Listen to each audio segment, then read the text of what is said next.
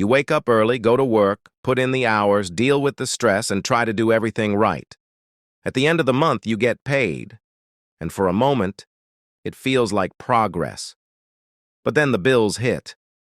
Rent, food, transportation, random expenses you didn't even plan for. You try to save a little, maybe invest a bit, but somehow, it never feels like enough. Look, you're not irresponsible. You're not lazy. In fact, you've probably been more disciplined than most people around you. And yet, your financial life feels like it's stuck on repeat. Same effort, same results. Then you open social media. Someone your age just bought a house. Another person is talking about investing and passive income. And suddenly that quiet question starts getting louder in your head. Am I falling behind? Here's the thing. It's not that you're doing nothing. It's that what you're doing isn't moving the needle the way you expected. And that gap between effort and results, that's where frustration begins.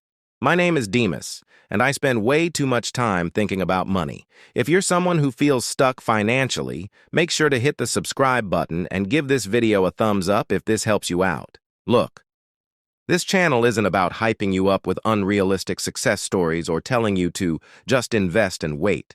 Because for most people, that advice sounds good, but doesn't actually solve the problem. Now you might be thinking, maybe I just need to try harder, save more, be more disciplined. But here's the thing. Effort isn't the issue. Direction is. In this video, we're going to break down what actually matters financially in your 30s. Not surface-level tips, but the decisions that genuinely move your life forward. We'll look at the numbers, the psychology behind why people stay stuck, and the exact milestones that separate people who build wealth from those who feel like they're constantly starting over. So let's start with the advice you've probably heard 100 times. Invest early. Pay off your debt. Save at least 20% of your income. Live below your means. On the surface, it all sounds responsible, even smart. And look, none of this is wrong. But here's the thing. It's incomplete, because it assumes you have unlimited flexibility with your money. Like you can aggressively invest, aggressively pay off debt, build a full emergency fund, and still maintain your lifestyle, all at the same time. Now you might be thinking, isn't that exactly what I'm supposed to do? In theory, yes. In reality, that's where things fall apart. Because your income is finite.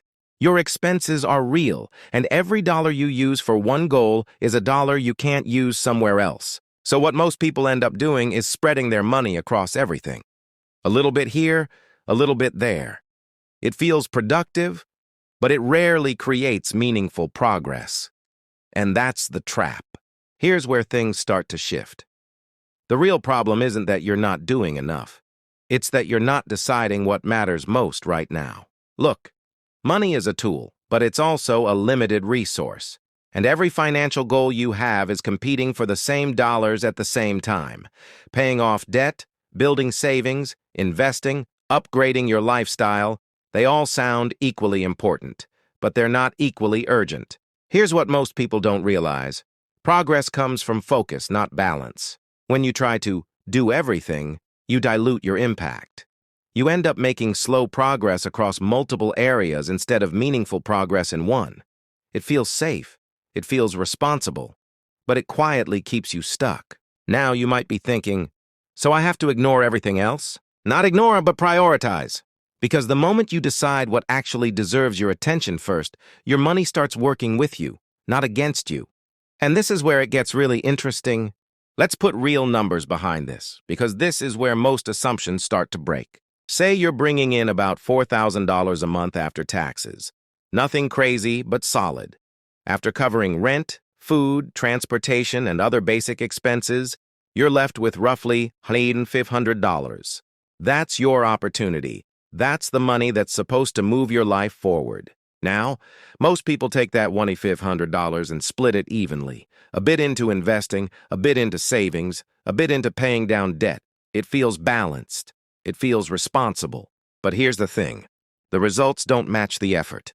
After a year, you've made progress in 3 different directions. but none of them meaningfully change your situation. Your debt is still there, your investments are still small, and your savings still don't feel secure. This is where it gets really interesting, because when you shift from balanced to focused, the math changes completely. And suddenly, the same $2,500 starts creating real momentum instead of just maintenance.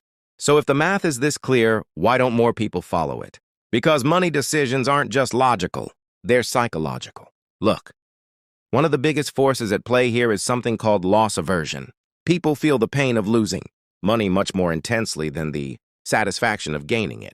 So when they invest and see their portfolio drop, even temporarily, it feels like a mistake.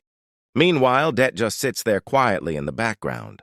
And over time, it starts to feel normal, familiar, almost invisible. Then there's instant gratification. Investing is slow.